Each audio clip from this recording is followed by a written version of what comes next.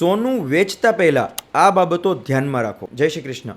મુશ્કેલીના સમયમાં લોકો માટે સોનું વેચવું એ એકમાત્ર રસ્તો હોય છે, પરંતુ શું તમે જાણો છો કે સોનું વેચવું એ તમારા જન્મકુંડલીમાં ગુરુગ્રહ ખરાબ સ્થિતિમાં હોવાનો સંકેત છે।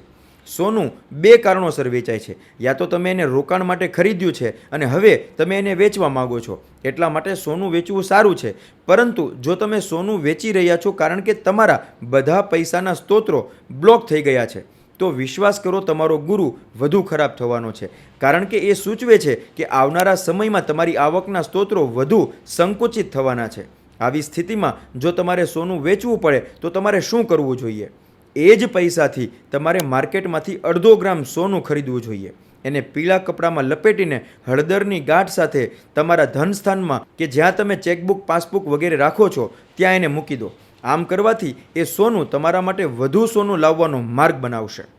જય શ્રી કૃષ્ણ।